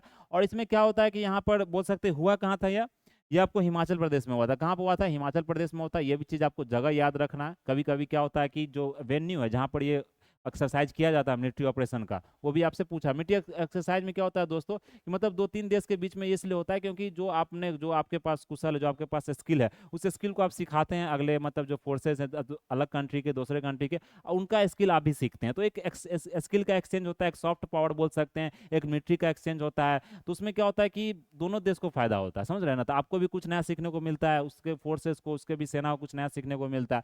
तो इसलिए जो एक्सरसाइज है बहुत ज़्यादा करवाया जाता है, चाहे यूएस के द्वारा, देखिए फ्रांस और इंडिया में, रसिया इंडिया में। तो ये सब ऑपरेशंस का इसका कुछ नाम दिया जाता है, तो ये चीज़ आपको ध्यान रखना है। तो ये कौन होगा? ऑप्शन हमारा 3 इसमें सही होगा। तो देखते हैं ये सारा क्वेश्चन मैंने मतलब कि बोल सकते हैं कि लेक्चर लिया हूँ, लेक्चर में ये सब दिया जा रहा है मतलब आपको। तो ये नहीं कि आपको क्वेश्चन कहीं से पूछा जा रहा है और जो यहाँ पढ़ाया जा रहा है वो कुछ अलग चीज़ पढ़ाया जा रहा है, नहीं, जो पढ़ाया जा रहा है क्वेश्चन भी आपको वहीं से आ रहा है। तो मतलब एक तरह से ये आपको यहाँ पर बोल सकते हैं एक थोड़ा सा विश्वास आपको रखना पड़ेगा इस चीज़ को कि यहाँ जो पढ़ाया जा रहा है वो आपको क्वेश्चन एग्जाम में आ रहा है, समझ रहे हैं ना? तो एग्जाम में आ रहा है तो इस चीज़ को आप देखें, इस चीज़ को मतलब इसका लाभ उठाएं, क्योंकि ये फ्री में आपको पूरा दिया जा रहा है। करंट अफेयर्स का पूरा कोर्स फ्री में दिया जा रहा है, अच्छे से समझाया जा रहा है और डिटेल में पढ़ाया जा रहा है। ऐसा नहीं कि वन लाइनर टाइप से पढ़ा के निकल जा रहे हैं, डिटेल में पढ़ाया जा रहा है। अगला देखिए 111 नंबर, तो following department prepare the national indicator framework progress report. तो ये बताया जाता है कि जो सस्टेनेबल डेवलपमेंट गोल से रिलेटेड जो उत्तर प्रदेश का जो रिपोर्ट है नेशनल इंडिकेटर फ्रेमवर्क, किसके द्वारा यहाँ पर प्रिपेयर किया जाता है, किसके द्वारा यहाँ पर बनाया जाता है। तो ये चीज़ आपको यहाँ पर ध्यान रखना था, किसके द्वारा यहाँ पर बनाया जाता है दोस्तों? जो दिया गया डिपार्टमेंट ऑफ ये प्लानिंग के द्वारा बनाया, क्योंकि ये प्लानिंग से रिलेटेड है, जो मतलब कि इंडिकेटर है जिसमें पूरा सस्टेनेबल डेवलपमेंट का बताया जाता है कि किस तरह से, आप जानते हैं सस्टेनेबल डेवलपमेंट गोल्स क्या होता है, उसका जो आपको 16 गोल आपको याद रखना है। तो ये चीज़ आपको यहाँ पर ध्यान रखना है, तो प्लानिंग डिपार्टमेंट के द्वारा यहाँ पर बनाया जाता है। फिर अगला देखिए, अगला हमारा है साइंस रिलेटेड आइसोटोप्स। आइसोटोप्स सभी जानते हैं, जिसका एटॉमिक नंबर क्या होता है दोस्तों? सेम होता है। एटॉमिक मास नंबर जो हमारा होता है वो अलग होता है, इसको हम आइसोटोप्स बोलते हैं। जैसे हाइड्रोजन का हो गया आपको ट्राइटियम, ड्यूटेरियम, ये सब क्या हाइड्रोजन का आइसोटोप्स है, समझ रहे हैं ना? तो ये सब आपको ध्यान रखना। आइसोटोप्स बहुत ही सिंपल है, आप सभी जानते हैं, ये आप 9th-10th के जो साइंस जनरल साइंस का क्वेश्चन है, ये बहुत सिंपल है, बहुत सारे एग्जाम में पूछा जाता है। इसमें कुछ आपको ज़्यादा दिमाग नहीं लगाना। Atoms with identical atomic number, जो एटॉमिक नंबर इसका क्या होता है? समान होता है, लेकिन डिफरेंट क्या होता है? मास नंबर होता है। इसको आइसोटोप्स विद एटॉमिक नंबर क्या, नंबर ऑफ प्रोटॉन्स भी बोल सकते हैं, क्योंकि प्रोटॉन्स और इलेक्ट्रॉन का नंबर आपको समान होता है, एक मतलब एक जैसा होता है। फिर प्रोटियम, ड्यूटेरियम और ट्रिटियम, ये बोलता है कार्बन का आइसोटोप, नहीं, ये तो देख सकते हैं 1H1 1H2, ये सब क्या है? इसका मास नंबर आपको डिफरेंट है, ये लेकिन एटॉमिक नंबर इसका सेम है। तो इसी को प्रोटियम, ड्यूटेरियम, ट्रिटियम, मतलब 3 इसमें आपको बोल सकते हैं, इसका मास 3 है, इसका भी 2 है, इसका 1 है, लेकिन आपको एटॉमिक नंबर सबका क्या है? 1 है। तो ये आपको ध्यान रखना। तो कार्बन का नहीं है ये किसका है यहाँ पर? ये हाइड्रोजन का है। तो बहुत सिंपल सा सवाल था, उतना आसान नहीं था इस सवाल में। तो इसको आपको क्या करना है, यहाँ पर दूसरा गलत है, पहला हमारा सही है। तो नॉट करेक्ट पूछा जा रहा है यहाँ पर, तो ये नॉट करेक्ट नहीं है, करेक्ट पूछा जा रहा है। तो डायरेक्टिव जो स्टेटमेंट है उसको आपको पढ़ना है, तभी जाकर क्वेश्चन को आप सॉल्व करेंगे। चलिए अगला देखें, हमारा इस लिस्ट 1 से लिस्ट 2 को मिलाना, आपको क्या करना है? मिलाना है, इसमें मैच द फॉलोइंग है। तो ये जो पूछा जा रहा है इसमें शेड्यूल के बारे में हमने बात किया था, अभी शेड्यूल के बारे में, जिसमें हमने लैंग्वेज के बारे में 8वां सूची के बारे में देखा था। तो आपको शेड्यूल मैंने पढ़ाया था, मैंने एक लेक्चर भी लिया था शेड्यूल में, उसमें मैंने बताया था कि आपको याद करने का जो तरीका, जो ट्रिक मैंने बताया था, शेड्यूल्स को आप कभी कैसे याद करें, वो आज वो कभी नहीं भूलेंगे। मैंने वो ट्रिक तब मतलब 3-4 साल पहले मैंने ट्रिक समझा था, और वो ट्रिक से मैंने आज तक शेड्यूल से रिलेटेड कोई भी क्वेश्चन गलत नहीं किया, जितना भी एग्जाम दिया। तो वो ट्रिक आपको मैंने बताया था कि वो चीज़ आप याद कर लेंगे तो आपको बार बार पढ़ना नहीं पड़ेगा। बहुत सारे क्वेश्चन ऐसे होते हैं दोस्तों को उसको बार बार पढ़ना नहीं होता। एक बार आप उस चीज़ को समझ रहे हैं, एक बार ट्रिक आपको याद, जैसे पार्ट्स का भी ट्रिक होता है, 25 पूरा मतलब आपको पार्ट है, भाग है, लेकिन आप 25 भाग बार बार नहीं पढ़ेंगे पॉलिटी का, क्योंकि वो हर एक एग्जाम में क्वेश्चन आते रहता है। प्लस उसी तरह से आप देखिए शेड्यूल जो सूची देखते थे, 12 सूची, वो भी आपको हर एक एग्जाम में क्वेश्चन पूछा ही जाता है। तो ये आपको हमने बताया था इसमें टीयर्स के बारे में, टीयर्स ऑफ ओल्ड पीएम क्या था दोस्तों? यहाँ पर टीयर्स ऑफ ओल्ड पीएम। तो फिर से मैं यहाँ बता दे रहा हूँ, टीयर्स ऑफ ओल्ड पीएम। तो आप देख सकते हैं यहाँ पर जो पी से पंचायती राज हो जाता है, जो हमारा 11 ये क्या है आपको यहाँ पर? पहला सूची, दूसरा, तीसरा, चौथा ये है, पांचवा, छठा, सातवां, आठवां, नौवां, 10वां, 11 और ये 12। तो 11 क्या पंचायती राज के बारे में है, 12 क्या है यहाँ पर म्यूनिसिपैलिटीज के बारे में। तो ये तो आपको पता हो जाएगा पीएम से। फिर अगर टीयर्स देखें तो तो किसके ये टेरिटरी के बारे में बताया जाता है, तो इंडिया स्टेट्स के बारे में बताया जाता है। ई देखे तो इमोलूमेंट्स, इमोलूमेंट्स क्या होता है दोस्तों, ये सैलरी के बारे में बताया, इसको इमोलूमेंट्स बोलता है। ये मतलब एक पॉलिटिकल टर्म है इमोलूमेंट्स। फिर एफर्मेशंस क्या होता है, एफर्मेशन एक पॉलिटिकल टर्म है, इसको बोलता है ओथ, जो शपथ लिया जाता है, जो शपथ की बात करते हैं, ये आपको तीसरे में है। फिर आर देखे तो राज्यसभा में कितना स्टेट्स को सीट दिया जाता है, जैसे आप बिहार में देखे 16 सीट दिया जाता है, ये भी क्वेश्चन पूछा गया था। तो राज्यसभा में कितना सीट दिया जाता है, seats to states in Rajya Sabha, तो seats to states in Rajya Sabha, ये चीज आपको ध्यान रखना है। फिर एस देख लें यहाँ पर, तो ये आपको किस में दिया गया, शेड्यूल एरियाज के बारे में बताया गया, किसके बारे में, शेड्यूल एरिया के बारे में। फिर अदर, यहाँ पर other tribal area, other tribal और शेड्यूल एरिया जिसको बोल सकते हैं आप, जिसमें कि आपको तमाम याद रख सकते हैं, किससे, त्रिपुरा, मेघालय, मिजोरम और असम, ये 4 स्टेट है जहाँ पर इसको एक ऑटोनोमस रीजनल काउंसिल के बारे में, ऑटोनोमस काउंसिल दिया जाता है उसको, वहाँ पर जो अलग से गवर्नर का अलग से रूल होता है, ऐसा नहीं कि जो पार्लियामेंट का सारा लॉ वहाँ पर फॉलो होता है, तो वहाँ पर कुछ एक ऑटोनोमस काउंसिल आपको बनाया जाता है। फिर अगर ऐप देखो तो फेडरल लिस्ट होता है, जिसमें कि आपको सूची बनाया जाता है, 3 मतलब तरह का लिस्ट बनाया जाता है, स्टेट लिस्ट, कंकरेंट लिस्ट और बोलते हैं सेंट्रल लिस्ट, तो वो लिस्ट आपको इसमें दिया है। फिर ओ में देख लें कि यहाँ पर आपको 8वां सूची में हमने देखा था ऑफिशियल लैंग्वेज के बारे में, 12 लैंग्वेज, आपको 22 लैंग्वेज दिया गया। फिर अगर एल देखें यहाँ पर, एल में क्या, लैंड का जो मतलब पूरी तरीके से 9 शेड्यूल में दिया गया, जितना भी लैंड एग्रीमेंट्स था, जितना भी लैंड का रिफॉर्मेशन हुआ था, सभी लोग जानते हैं, जमींदारी सिस्टम को आपको हटाया गया था, उसको अबोलिश किया गया था, तो जो मतलब कि एक लैंड रिफॉर्म्स लेकर आया गया, तो वो इसमें 9 शेड्यूल में आपको डाला गया। फिर डी में देखते हैं डिफेक्शन, इसको एंटी डिफेक्शन आप बोल सकते हैं, कि जो दल बदलू वाला जो नेता होते हैं उनके लिए बनाया गया था एंटी डिफेक्शन लॉ, जिसमें उस समय गयाराम वाला जो पूरा चल रहा था। एक दिन में एक ऐसे नेता थे कि मतलब जो देश आज़ाद हुआ था उसके बाद, ऐसे पार्टी के एक नेता थे जो एक दिन में 5-5, 6-6 दल बदल लिए, समझ रहे हैं ना, एक एक घंटा में इस दल से उस दल, इस पार्टी से उस पार्टी। तो इसलिए ये मतलब कि सरकार द्वारा, पार्लियामेंट द्वारा बनाया गया था एंटी डिफेक्शन लॉ, जो कि 52nd कॉन्स्टिट्यूशनल अमेंडमेंट एक्ट के द्वारा 1985 में ये बनाया गया था। तो ये चीज़ आपको ध्यान रखना, एंटी डिफेक्शन लॉ, तो आयाराम गयाराम उस चक्कर को हटाने के लिए चीज को ये बनाया गया था। फिर पंचायती और म्यूनसिपलिटी, तो इसमें आप देख लेंगे तो आपको मिल रहा था 9 शेड्यूल में क्या हमने पढ़ा था यहाँ पर, किसके बारे में, validation of regulation of certain grounds, ये 9 शेड्यूल हो गया। 10वां शेड्यूल में हमने क्या देखा कि डिस्क्वालिफिकेशन ग्राउंड डिफेक्शन। फिर 8वां सूची में क्या है दोस्तों, यहाँ पर लैंग्वेज के बारे में। 7वां सूची में क्या है, यूनियन लिस्ट और कंकरेंट लिस्ट। तो ये 4 आप मिला लीजिएगा तो ऑप्शन आपका यहाँ पर क्लियर हो जाएगा। तो 3 पहला क्या है 3, दूसरा 8, बी का क्या है यहाँ पर 1, 3 1। फिर अगर सी का देखें तो दोस्तों, तो सी का 4 है, तो 3 1 4 2, तो ये ऑप्शन आपका सही हो जाएगा। समझ रहे हैं ना, तो इस तरह का क्वेश्चन अब इतना इजी पूछा जा रहा है, थोड़ा सा ध्यान देंगे तो फिर ये क्वेश्चन आपका एकदम से सॉल्व हो जाएगा, हल हो जाएगा। तो क्लियर है यहाँ तक।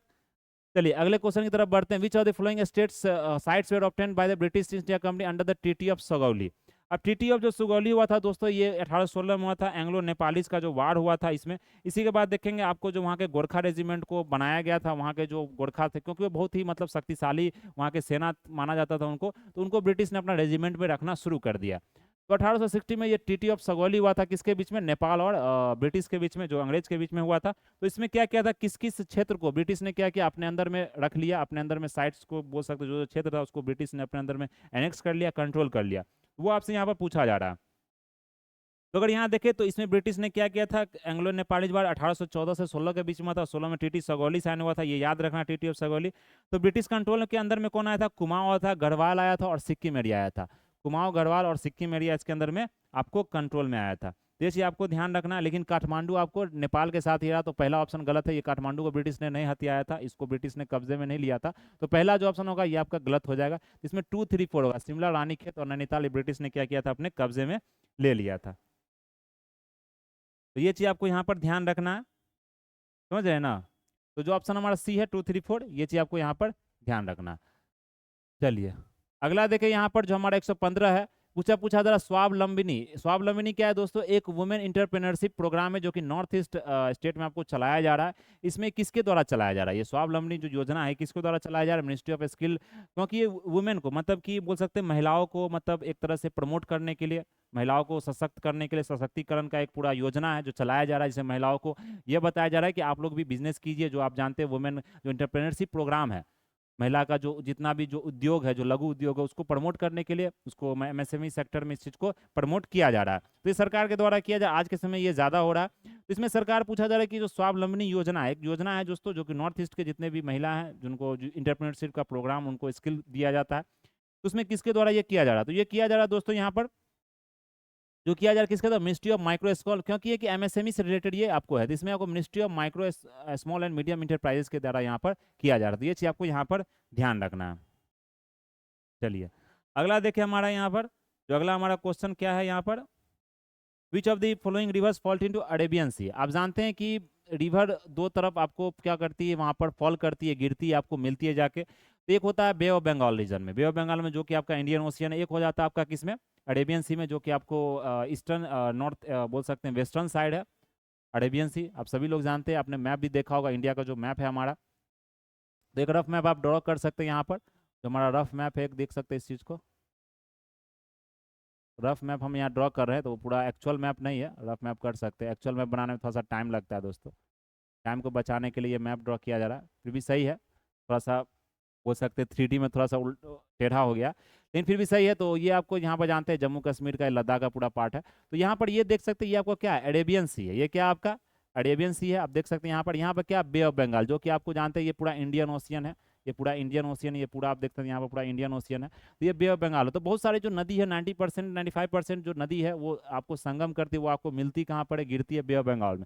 बाकी मतलब 2-4 नदी 5 नदी आपको अरेबियन सी के आप देख सकते हैं, नर्मदा हो गया, तापी हो गया, तो ये सब सारा नदी है। उसी तरह से एक पेरियार नदी है, वो भी आपको यहाँ पर मिलती है, अच्छी आपको ध्यान रखना, वेस्टर्न घाट्स में फ्लो करती है, अरेबियन सी में गिरती है। तो इसका जो ऑप्शन है दोस्तों यहाँ पर, पेरियार जो नदी है दोस्तों, यही एक ऐसा नदी है, इसमें देख सकते हैं पेन्नार और पलार, ये आपको बे ऑफ बंगाल में जाकर मिलती है, पेरियार आपको कहाँ, अरेबियन सी में जाकर आपको गिरती है, फॉल करती है, तो ये चीज़ आपको ध्यान रखना। ये चीज़ तो पूछा जा रहा है बहुत सारे एग्जाम में, मैंने देखा था इस तरह का क्वेश्चन बीपीएससी में भी, एक यूपीएससी में भी पूछा गया था, तो ये चीज़ आपको ध्यान रखेंगे। कहाँ से ओरिजिनेट होती है वो भी चीज़ आप याद रखेंगे इसमें। फिर अगला देखिए साइंस का क्वेश्चन है दोस्तों, इसमें पूछा गया है कि इलेक्ट्रोमैग्नेटिक रेडिएशंस के बारे में, आप सभी जानते हैं इलेक्ट्रोमैग्नेटिक रेडिएशंस के बारे में, फ्रीक्वेंसी के बारे में, वेवलेंथ के बारे में। तो क्या होता है फ्रीक्वेंसी और वेवलेंथ, क्या होता है फ्रीक्वेंसी और जो वेवलेंथ होता है वो हमारा क्या होता है, इन्वर्सली प्रोपोर्शनल होता है, क्या होता है, इन्वर्सली प्रोपोर्शनल होता है। तो फ्रीक्वेंसी बढ़ेगा वेवलेंथ घटेगा, तो आप जानते हैं कि जो फ्रीक्वेंसी होता है उसमें स्पीड ज़्यादा होता है, या बोल सकते हैं एनर्जी ज़्यादा होता है, तो गामा रे का सबसे ज़्यादा एनर्जी होता है, आप सभी लोग जानते हैं इसका फ्रीक्वेंसी ज़्यादा होगा। फिर अल्ट्रा वायलेट, उसके बाद आपको बोल सकते हैं एक्सरे आता है, फिर अल्ट्रा वायलेट, फिर रेडियो वेव, रेडियो वेव का आप देखते हैं तो इसका वेवलेंथ बहुत ज़्यादा होता है रेडियो वेव्स का। तो तीसरा नंबर पर देखें तो डिक्रीजिंग ऑर्डर, मतलब घटते क्रम में, सबसे बड़ा से छोटे की तरफ जाना, वही फ्रीक्वेंसी में, वेवलेंथ में नहीं, फ्रीक्वेंसी में। तो फ्रीक्वेंसी सबसे छोटा किसका हो गया दोस्तों, रेडियो वेव्स का हो गया, लेकिन आपको सबसे बड़ा किसका होगा यहाँ पर, गामा रेज का होगा। फर्स्ट पहला जो होगा, ये दोनों ऑप्शन में आपको निकालना है, तो 1/4 तो चलिए आपको पता ही है, 3/2 में आपको देखना है, तो कौन सा हो गया, जो रेडियो वेव से वो सबसे लास्ट में आएगा, तो सी ऑप्शन इसका क्या हो जाएगा, सही हो जाएगा। तो ये चीज़ आपको यहाँ पर ध्यान रखना, तो gamma ray, x ray, ultraviolet, visible infrared और माइक्रोवेव यूनिट्स, तो ये चीज़ आपको ध्यान रखेंगे। फिर हमारा 18 नंबर देखें, 1/4 2 3, चलिए। तो घटते क्रम बढ़ते क्रम आपको पता होना चाहिए, बहुत सारे स्टूडेंट को यही ना कंफ्यूज कर जाते हैं, सर ये इंक्रीजिंग ऑर्डर डिक्रीजिंग ऑर्डर क्या होता है, तो इसको कंफ्यूज नहीं करना है, बच्चे में अपने बचपन में पढ़ा होगा, मैथ का सवाल जो सॉल्व करते थे, तो बट्टा पर का जोड़ घटा उड़ा था, बढ़ते क्रम में सजाइए, घटते क्रम में सजाइए। तो अगर यहाँ पर देखिए अगला जो 118 number, food security is necessary for assertion reason का क्वेश्चन है, food security is necessary even in surplus food production years, और रीजन क्या दिया गया, starvation can still occur due to unequal distribution and lack of accessibility. तो ये दोनों statement सही, क्योंकि फूड सिक्योरिटी का ऐसा मतलब नहीं है कि आपको कि मतलब आपने अनाज उपजा लिया, अनाज आपके पास बहुत है, उससे फूड सिक्योरिटी हो, नहीं, आपको लोगों तक वो पहुंचना भी चाहिए, लोगों तक वो डिस्ट्रीब्यूट भी होना चाहिए। अब ऐसा नहीं कि आपने एक जगह गोदाम में रख दिया, गोदाम में वो सर, देखते हैं एफसीआई गोदाम में बहुत सारा अनाज सड़ जाता है हर एक साल, मतलब लाखों लाखों टन अनाज सड़ता है। तो इससे मतलब ये नहीं, तो लोगों के बीच में जो भूखमरी का स्थिति या बोल सकते हैं स्टारवेशन आपको ज़्यादा होता है, जो कुपोषण का भी आप शिकायत आप देखते हैं भारत देश में। तो ये सब मतलब फूड आपको है इंडिया में, मतलब बहुत ज़्यादा फूड प्रोडक्शन होता है। हम लोग विदेश में भी क्या करते हैं, फूड को मतलब यहाँ से आप बोल सकते हैं तो एक्सपोर्ट भी करते हैं, आप जानते हैं चावल गेहूँ को एक्सपोर्ट भी करते हैं। लेकिन यहाँ भी देखेंगे तो जो गरीबी का रेखा में अगर देखें, या बोल सकते हैं कि जो हंगर इंडेक्स में देखें, तो हमारा कंट्री का जो परफॉर्मेंस है वो बहुत ही आपको क्या है, खराब है। तो इससे ये पता चलता है कि अनइक्वल डिस्ट्रीब्यूशन आपका होता है, या लैक ऑफ से लोगों के पास मतलब पहुंचने का वो मतलब कि सक्षम वो लोग नहीं होते, उनको पता नहीं होता कहाँ पर वो एक्सेसिबिलिटी उनको मिल रहा है, तो डिस्ट्रीब्यूशन आपको अनइक्वल होता है, तो इसलिए दोनों ऑप्शन इसमें क्या है यहाँ पर सही हो जाएगा। फिर अगला देखें यहाँ पर वाइस प्रेसिडेंट ऑफ इंडिया, ये पूछा गया है आपको 90 वाइस प्रेसिडेंट के बारे में हमने पढ़ाया था दोस्तों पॉलिटी में, जब हमने प्रेसिडेंट लिया था तो वाइस प्रेसिडेंट दोनों साथ में पढ़ाया था, आपको वो पता होना चाहिए, और वो बहुत इंपॉर्टेंट सवाल है। तो वाइस प्रेसिडेंट, प्रेसिडेंट, गवर्नर, और थोड़ा सा क्या होता है मैच करता है आपको, मतलब कि जो इनका जो रोल होता है, चाहे वो स्टेट लेजिस्लेचर को लेकर हो, चाहे वो पार्लियामेंट को लेकर हो, ये चीज़ आपको यहाँ पर ध्यान रखना है। चलिए तो फिर अगला हम देखें यहाँ पर, तो वाइस प्रेसिडेंट के बारे में आपको यहाँ पता होना चाहिए। तो किस वाइस प्रेसिडेंट आप देखें यहाँ पर पूछा क्या जा रहा है, सबसे पहले बात है, सबसे पहले आपको यहाँ पर पूछा क्या जा रहा है। तो आर्टिकल 64 में क्या होता है, कॉन्स्टिट्यूशन में वाइस प्रेसिडेंट को आपको ex officio chairman of council बताया जाता है इसमें, जो कि राज्यसभा के एक्स ऑफिशियो चेयरमैन, आर्टिकल 64। तो ये आर्टिकल्स आपको क्या करना है यहाँ पर याद रखने, आर्टिकल हमारा जो अनुच्छेद है, अनुच्छेद 64। तो आर्टिकल से आपको याद रखना, 52 में हम लोग प्रेसिडेंट के बारे में देखते हैं, 64 में हम लोग वाइस प्रेसिडेंट के बारे में देखते हैं। इनको ऑफिशियल, इनको जो यहाँ पर बोल सकते हैं, जो इनको सैलरी भी दिया जाता है दोस्तों, वाइस प्रेसिडेंट के पोस्ट पर इनको चेयरमैन, एक्स ऑफिशियो चेयरमैन के राज्यसभा है, उन्हीं के पोस्ट के लिए इनको सैलरी भी दिया जाता है। अभी जानते हैं वाइस प्रेसिडेंट जो हमारे सेलेक्ट हुए हैं, नया पोस्ट बना है, तो हो सकता है क्वेश्चन आपसे पूछा जा सकता है, इसलिए क्वेश्चन को डाला भी गया है, क्योंकि ये न्यूज़ में भी थे। तो देख रहे हैं कि जो पार्टी का क्वेश्चन होता है वो करंट अफेयर्स रिलेट करके पूछा जाता है, क्योंकि जो न्यूज़ में होता है, जैसे प्रेसिडेंट का अगर न्यूज़ है, किस तरह प्रेसिडेंट का उस समय कोई चयन हो रहा है या किस तरह का इलेक्शन हो रहा है, तो प्रेसिडेंट का क्वेश्चन पूछाएगा। वाइस प्रेसिडेंट का इस बार इलेक्शन हुआ था, वाइस प्रेसिडेंट से पूछ दिया गया।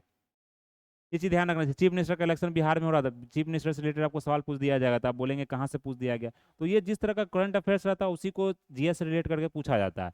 तो vice president not a member of the Rajya Sabha, ये राज्यसभा के मेंबर नहीं होते, लेकिन ये राज्यसभा को प्रिसाइड करते हैं चेयरमैन में। He does not have a vote in the house accept in A case of tie, जब टाई होता है किसी तरह से तब उनका कास्टिंग वोट यहाँ लगता है। तो दूसरा स्टेटमेंट इसके क्या है, यहाँ पर मेंबर नहीं है, नॉट ए मेंबर, तो ये आपको क्या होगा, गलत हो जाएगा। तो ये चीज आपको ध्यान रखना, पहला हमारा क्या सही है, तो इसमें पूछा जा रहा है करेक्ट के बारे में, तो वन ऑप्शन इसमें क्या हो जाएगा, आपका सही हो जाएगा। चलिए अगला देखें, हमारा इंडिया सक्सेस के बारे में असर्शन रीजन का क्वेश्चन दिया गया, जो अगला क्वेश्चन है हमारा। तो इसमें असर्शन रीजन में देखें तो India success is critical for the global success of sustainable development goals. तो जो ग्लोबल सक्सेस है, सस्टेनेबल डेवलपमेंट्स के बारे में बताया गया, Indian accounts for nearly 1/6 of total world population. तो सही है, हमारा जो सस्टेनेबल डेवलपमेंट का जो गोल्स है, क्योंकि हमारा जो पॉपुलेशन है दोस्तों, देख सकते हैं कि बोल सकते हैं 8%, 10% पूरे वर्ल्ड पॉपुलेशन में आता है, समझ रहे हैं ना। तो उसमें क्या होता है कि बहुत ज़्यादा देश को इंपॉर्टेंस दिया जाता है, क्योंकि आपका पॉपुलेशन इतना ज़्यादा, यंगर पॉपुलेशन ज़्यादा है, तो इसलिए सस्टेनेबल डेवलपमेंट गोल्स हमारे देश के लिए बहुत ज़्यादा इंपॉर्टेंट है। ये चीज़ आपको ध्यान रखना है, असर्शन और रीजन में दोनों इसका सही है, 1/6 of the total world population हमारा है, तो बोथ ए एंड ट्रू सही है, करेक्ट एक्सप्लेनेशन भी है। फिर अगला देखें यहाँ पर, मैच द फॉलोइंग रूलर और डायनेस्टी, ये भी मैंने पढ़ाया था, जो मेडिवल का जो पार्ट है दोस्तों, बोल सकते हैं इसको पल्लवा डायनेस्टी, और बहुत सारा डायनेस्टी था, चोला डायनेस्टी, पांड्या डायनेस्टी, राजपूता डायनेस्टी। तो इसमें पूछा गया रूलर और किस डायनेस्टी से वो रिलेटेड है, तो एक कभी कभी इस तरह का मैच द फॉलोइंग आपसे यहाँ पर पूछा जाता है। तो अगर बात करें महेंद्र वर्मन डायनेस्टी को, तो ये पल्लवा डायनेस्टी से, महेंद्र वर्मन जो है यहाँ पर, ये पल्लवा डायनेस्टी से है, ये चीज़ आपको ध्यान रखना है।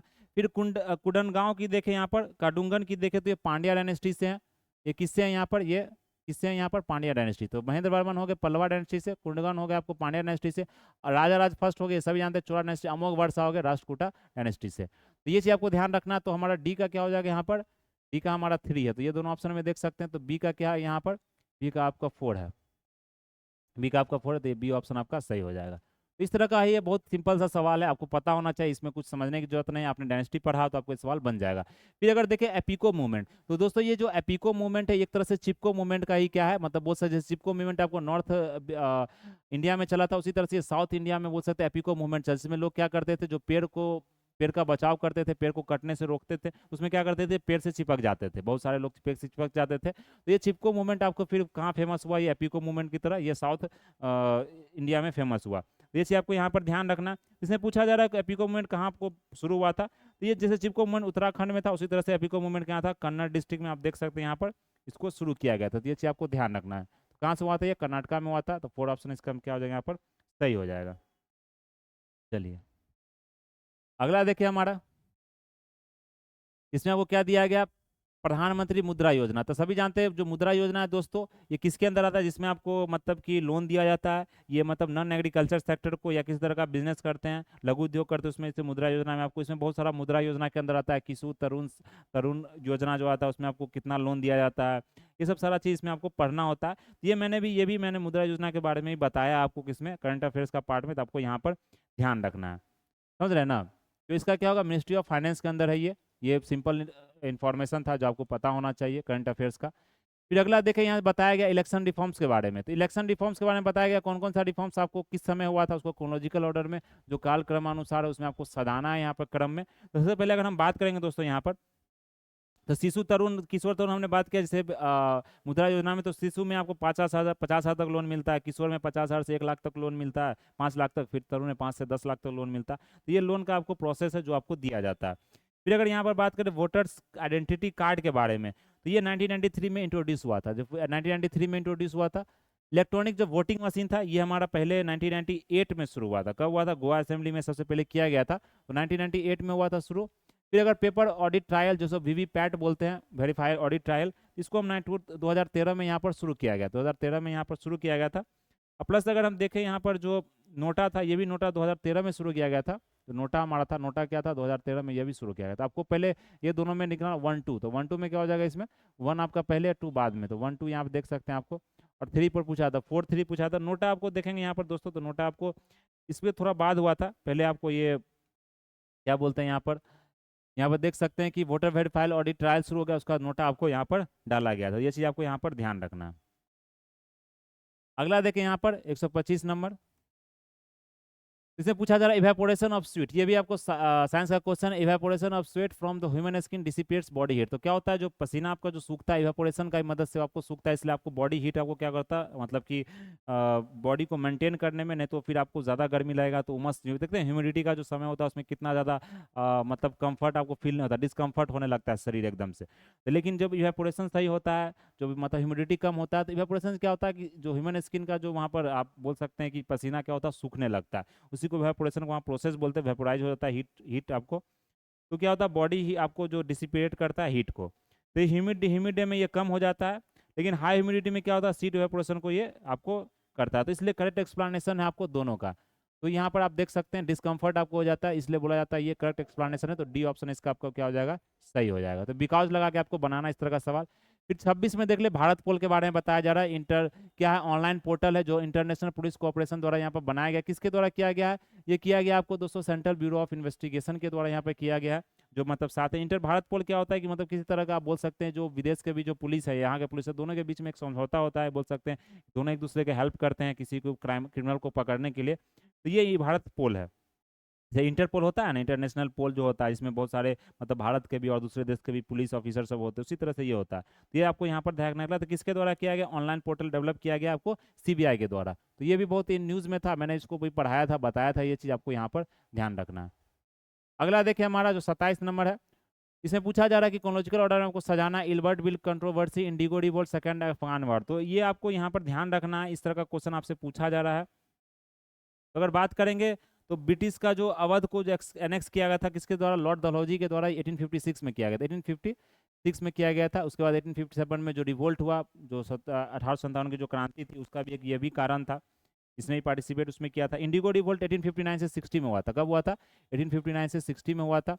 फिर इल्बर्ट बिल कंट्रोवर्सी की बात करें दोस्तों, तो इल्बर्ट बिल कंट्रोवर्सी सभी जानते हैं 1883 में हुआ था। इसलिए क्या है, ये भी मैंने पढ़ाया था। इल्बर्ट बिल कंट्रोवर्सी, इसमें क्या होता था कि मतलब आप अंग्रेज को भी आप क्या कर सकते हैं, ये ट्रायल पर ले सकते हैं। अगर आप मतलब तो इंडियन जज है, पहले क्या होता था कि इंडियन जज आप ब्रिटिश जो वहाँ के सिविलियंस थे या ब्रिटिश के जो नागरिक थे, उसको आप मतलब ट्रायल पर या उसको आप मतलब जजमेंट नहीं दे सकते। तो इसके लिए बहुत ज़्यादा मतलब कि जो अंग्रेजों के द्वारा ये बोल सकते हैं प्रोटेस्ट किया गया था, आंदोलन किया गया था, लॉर्ड रिपन्स के समय में ये आया था। फिर अगर अगला देखें यहाँ पर, तो क्या है आपको सेकेंड अफगान एंग्लो वार। क्या है? सेकेंड अफगान 1778 से 1880 के बीच में हुआ था। 1878 से आपको 1878 से 80 के बीच में हुआ था। तो ये चीज़ आपको यहाँ पर ध्यान रखना। तो इस ऑप्शन से आपको यहाँ पता चल जाएगा। सबसे पहले क्या हुआ था हमारा, सबसे पहले एक्विजिशन अवध हुआ था। तो पहला ऑप्शन हमारा क्या से 1 आपका हो जाएगा। फिर इसमें जो इंडिगो रिवोल्ट आपको 813, आप देख सकते हैं यहाँ पर 13 तो दोनों में दिया गया 24। तो 2 आपका क्या हो गया, कंट्रोवर्सी, और ये से पहले था, तो 3142 हो जाएगा। तो ये ऑप्शन आपका इसमें सही हो जाएगा। तो क्रोनोलॉजिकल ऑर्डर भी सजाने में थोड़ा सा समय तो लगता है, लेकिन आपको फिर भी याद होना चाहिए।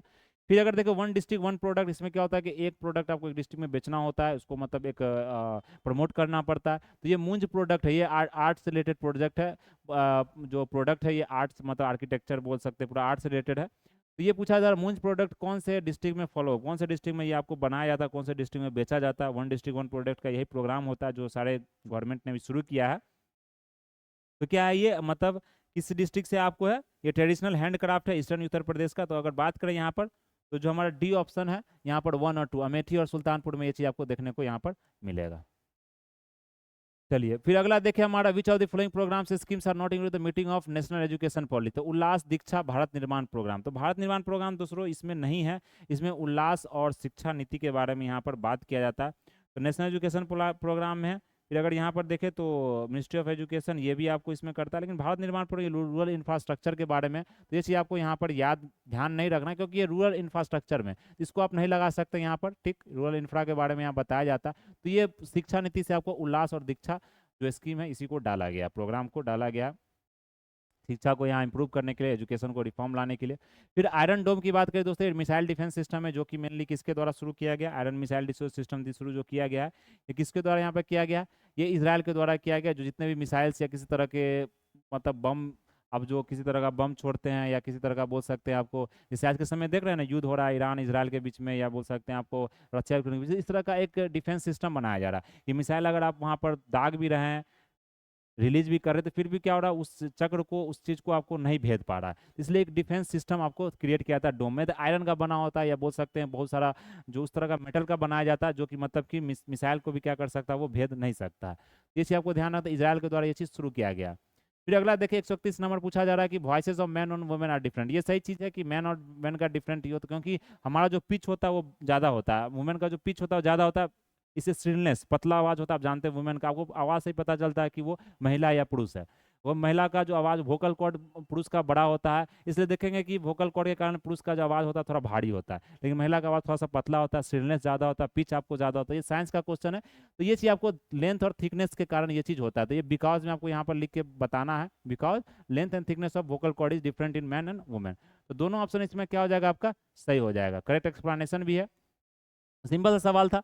ह्यूमन डेवलपमेंट इंडेक्स की बात करें तो यहाँ बताया जा रहा है किसके द्वारा ये पब्लिश किया जाता है, तो यूएनडीपी के द्वारा यहाँ पर पब्लिश किया जाता है। सभी लोग जानते हैं ह्यूमन डेवलपमेंट जो इंडेक्स है यहाँ पर, तो ये पब्लिश किया जाता है यूएनडीपी के द्वारा। लेकिन ये क्या है 1990 में किया गया था, ये सब चीज़ जानते हैं 1990 में किया गया था। लेकिन फर्स्ट टीम जो किया गया था आस प्रिंसनर और महबूल उल हक जो कि पाकिस्तान के थे, उनके द्वारा ये डेवलप किया नहीं। यहाँ पर जो किया गया था दोस्तों, ये किसके द्वारा किया गया था, अमर्त्य सेन के द्वारा किया गया था। कौन थे, अमर्त्य सेन, जिनको नोबेल प्राइज भी मिला था। ये इंडियन थे, मतलब अभी इंडियन सिटीजन अभी नहीं रहे हैं, लेकिन इनको भी क्या मिला यहाँ पर, प्राइज मिला अमर्त्य सेन को। ये चीज़ आपको ध्यान रखना है, इंडियन सिटीजन है अभी वैसे ही। तो ये दूसरा गलत है दोस्तों, तो पहला ही इसमें क्या होगा, सही होगा, करेक्ट है। चलिए फिर अगर यहाँ पर देखें नॉट करेक्टली मैच्ड, तो पूछा जा रहा है कि कौन सा इसमें करेक्टली मैच नहीं है। नॉट है, आपको ध्यान रखना। तो नेशनल वोटर्स डे सभी जानते हैं 25 जनवरी से, कॉन्स्टिट्यूशन डे क्या होता है हमारा 26 नवंबर होता है, ये गलत है आपका। ह्यूमन राइट्स डे, तो दूसरा आपको गलत हो गया दोस्तों, तो ये ऑप्शन में आपको आना था, ये तीन, तो ये तो गलत ही हो जाएगा। तो 1 2 और 2 3, तो 1 आपका सही है, तो 2 और 3 हो जाएगा, सी ऑप्शन 133 का अगर हम बात करें यहाँ पर। ये चीज आपको ध्यान है। ह्यूमन राइट्स जो होता है दोस्तों, ये कब एब्जॉर्व किया जाता है, मतलब बनाया जाता है, इसे आप जरूर बताइएगा। अगला देखें यहाँ पर 134 नंबर, क्वेश्चन नंबर 134 जो हमारा है इसमें पूछा जा रहा है कि अरेंज करना क्रोनोलॉजिकल ऑर्डर में। फूड वर्क प्रोग्राम की अगर हम बात करें यहाँ पर, तो फूड वर्क प्रोग्राम की अगर हम बात करेंगे यहाँ पर, तो ये कम्युनिटी डेवलपमेंट जो प्रोग्राम है हमारा, ये 1952 में शुरू हुआ था। कब हुआ था ये, 1952 में शुरू किया था। फूड फॉर वर्क प्रोग्राम जो ड्राउट प्रोन एरिया प्रोग्राम था 1970 में शुरू किया गया था। फिर अगर हमारा देखें ट्रेनिंग फॉर रूरल एम्प्लॉयमेंट जो देखें यहाँ पर, ये कब गया था, 1979 में शुरू किया गया था। और ये जो शुरू किया गया था आपको फूड फॉर वर्क 1977 में शुरू किया। सबसे पहले क्या था, कम्युनिटी डेवलपमेंट प्रोग्राम। तो 2 आप आएगा, तो 2 4 ये दोनों पे सही हो जाएगा। फिर 1 3 में अगर देखिए 50-50 में आ जाना, 1 3 देखना, तो 1 और 3 में आप देखिए, 1 और 3 में अगर आप देखेंगे तो क्या होगा, 1 ऑप्शन सही होगा। तो ये बी ऑप्शन आपका इसमें सही हो जाएगा। तो ये हमने बताया था ना, इस तरह का जो जितना भी प्रोग्राम होता है, पॉलिसी होता है, इसको आपको डेट सिर्फ याद रखना है, इसके अंदर में क्या है नहीं है वो चीज़ इन्फॉर्मेशन उतना इंपॉर्टेंट नहीं होता है। फिर जालियांवाला बाग देखे, तो आपने अगर मूवी देखा होगा दोस्तों केसरी चैप्टर 2, तो उसमें आप देखा होगा चतुर शंकर नायर के बारे में, उसने केस भी लड़ा था ये, मतलब कि, और उसने केस को जीता भी था, क्योंकि उस समय के जज भी आप जानते हैं ब्रिटिश जज वो जो रहते थे। तो ये जालियांवाला जो मासाकर हुआ था, ये 13 अप्रैल 1919 को हुआ था। जानते हैं कि 13 अप्रैल 1919 में हुआ था ये जालियांवाला बाग जो कांड हुआ था पंजाब एरिया में। तो ये किसमें उस समय का जो मतलब कि जो सबसे ज़्यादा सैड थे, क्योंकि ये सब तो उस समय नहीं थे, लेकिन चत्तू सरकार क्योंकि ये लॉयर भी थे। ये पहला ऑप्शन जो हमारा डी होगा ये सही होगा। ये मूवी अगर देखते तो आपको एक ऑप्शन बन जाएगा, नहीं तो आपको इसने, ये आप पढ़े नहीं होंगे, एक जगह किताब में है ही नहीं ये चीज़, ये मूवी से आपको पता चल जाएगा। हो सकता है कोई किताब में हो, लेकिन एनसीईआरटी में इस तरह की तो नहीं मिलेगा आपको। फिर अगर देखिए 136, ये मैंने मूवी देखा इसलिए मुझे याद याद आ गया ये चीज़। चलिए अगला यहाँ पर देखिए हमारा 136 में, तो 136 में क्या बताया गया आपको कि कौन सा रेल विकास निगम लिमिटेड के बारे में बताया गया। तो ये लिमिटेड, तो ये नवरत्ना कंपनी है, सभी लोग जानते हैं। जो हमारा न्यू पंबन ब्रिज बना है, ये कहाँ बना है दोस्तों? ये तमिलनाडु का जो रामेश्वरम का पूरा जो एरिया है वहाँ पर ये बनाया गया। फर्स्ट वर्टिकल लिफ्ट है ये भी। लिफ्ट आपको लिफ्ट सी ब्रिज है, मतलब कि पूरा ऐसे खुल जाती है, समझ रहे हैं ना? इस तरह का ब्रिज है।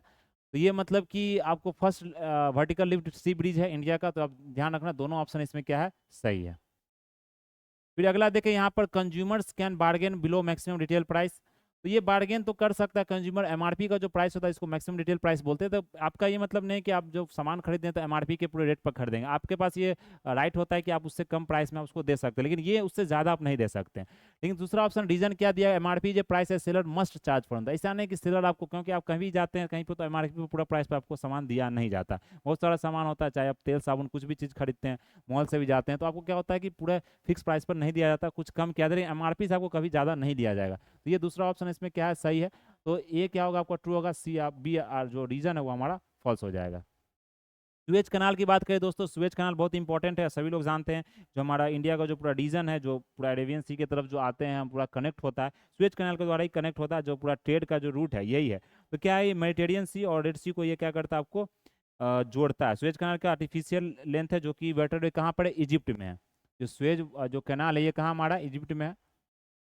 ये इजिप्ट में है, आपको ध्यान रखना है। ये सब हम पढ़ेंगे आगे जब बोल सकते हैं ज्योग्राफी का कुछ कुछ टॉपिक करेंगे। तो मेडिटेरियन सी को क्या करता है, नॉर्थ में आपको रेड सी से ये कनेक्ट करता है। मेडिटेरियन सी को क्या करता है, नॉर्थ में रेड सी से आपको कनेक्ट करता है। तो ये चीज़ आपको ध्यान रखना। तो 2 3 क्या होगा इसमें, ऑप्शन सही हो जाएगा। एशिया में, क्योंकि ये मतलब मेनली डिस्कवर किया गया था, बनाया गया था ब्रिटिश के द्वारा, उसी ने इसको शुरू किया। क्योंकि उसका एक जो पूरा घूम के वो आता था, केप ऑफ गुड होप से पूरा घूम के, वो उसको नहीं आना नहीं पड़ता था। वो डायरेक्ट यूरोप से सीधे एशिया पहुंचता था और यहीं से वो ट्रेड करता था। फिर अगर लाइफ की बात करें, लाइफ जो हमारा यहाँ पर दिया गया LIFE, तो ये क्या होता है, life style for the environment, जो कि शुरू किया गया था 2022 में COP25 में शुरू किया गया था। नहीं, तो ये स्पेन में नहीं किया गया था दोस्तों, ये आपको कहाँ पर हुआ था, ये इंग्लैंड में हुआ था। ये COP25 ने COP26 में होता है, ये कोरोना के बाद ही हुआ था, आपको ध्यान रखना है। 2022 में तो लॉन्च किया ही गया था, नरेंद्र मोदी गवर्नमेंट के द्वारा यहाँ पर लॉन्च किया गया था 2022 में, वर्ल्ड इन्वायरमेंट डे जो 5 जून को। और ये जो हुआ था लाइफ COP26 ग्लासगो स्कॉटलैंड में हुआ था। कहाँ पर हुआ था COP26, जो हमारा ग्लासगो है, ग्लासगो इंग्लैंड में हुआ था। तो ये चीज़ आपको यहाँ पर ध्यान रखना है। तो ये इंपॉर्टेंट है, पूछा गया था एग्जाम में भी, और प्लस ये करंट अफेयर्स का पार्ट है, आपको याद रखना है कॉप से रिलेटेड। फिर world bank international monetary fund की बात करें तो वर्ल्ड बैंक इंटरनेशनल में सेटअप किया गया था एक साथ। ब्रेटन वुड्स ट्विन भी बोला जाता है, बात सही है, इसको ब्रेटन वुड्स आपको ट्विन भी बोला जाता है। दूसरा देखें तो दूसरा ऑप्शन हमारा सही है। इसका जो बोला जाता है कि इंटरनेशनल मॉनेटरी फंड IMF का, वर्ल्ड बैंक का जो हेडक्वार्टर है वाशिंगटन DC और न्यूयॉर्क अलग अलग है। नहीं, तो वाशिंगटन DC दोनों का हेडक्वार्टर ही क्या है, वाशिंगटन DC है। तो ये चीज़ आपको ध्यान रखना है। चलिए अगला देखें यहाँ पर, with reference to joint sitting of parliament. अब ज्वाइंट सिटिंग ऑफ पार्लियामेंट की अगर हम बात करें दोस्तों, ज्वाइंट सिटिंग क्या होता है, जब भी जैसे ऑर्डिनरी कोई बिल पास आपको करना, वो बिल अगर पास नहीं हुआ, वो डेडलॉक हो जाता है, तो फिर वो बिल को पास करने के लिए ज्वाइंट सिटिंग का जो प्रावधान है ये प्रेसिडेंट के द्वारा बुलाया जाता है, लेकिन जो प्रिसाइड किया जाता है वो स्पीकर के द्वारा वहाँ पर किया जाता है। ये चीज़ आपको यहाँ पर ध्यान रखना है। तो आर्टिकल 109 नहीं यहाँ पर करता है, 108 करता है यहाँ पर, जो डील करता है किससे, ज्वाइंट सीटिंग से। तो आर्टिकल 108 है जो हमारा, यह चीज़ आपको ध्यान रखना। ये पास किया था कॉन्स्टिट्यूशन, नहीं नहीं, ये कॉन्स्टिट्यूशन अमेंडमेंट बिल को पास नहीं कर सकती है। तो नाइदर 1 नॉट 2 हो जाएगा, इसमें करेक्ट पूछा जा रहा है। ज्वाइंट सीटिंग पार्लियामेंट भी कॉल टू पास है कॉन्स्टिट्यूशन, कॉन्स्टिट्यूशन अमेंडमेंट बिल का ज्वाइंट सीटिंग कभी नहीं आपको हो सकता, ये सिर्फ ऑर्डिनरी बिल के लिए होता है। इसे आपको ध्यान रखना। फिर अगर हम देखें यहाँ पर जो हमारा 142 नंबर का जो क्वेश्चन है दोस्तों, क्योंकि 150 क्वेश्चन है तो आप साधारण क्वेश्चन बचा हुआ, जल्द से करके उसको खत्म करते हैं यहाँ पर।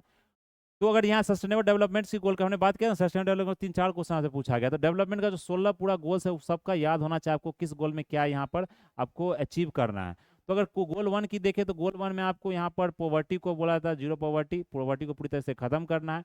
प्लस अगर हम गोल 3 की बात करें, गोल 2 में आपको बोला जाता है पॉवर्टी के बारे में, तो फिर आपको फूड के बारे में, हेल्थ के बारे में, ये सब सारा चीज़ आपको बताया जाता है। तो गोल 3 क्या है हमारा, हेल्थ के बारे में। तो ये सबसे पहले इसमें क्या है, हेल्थ के बारे में है।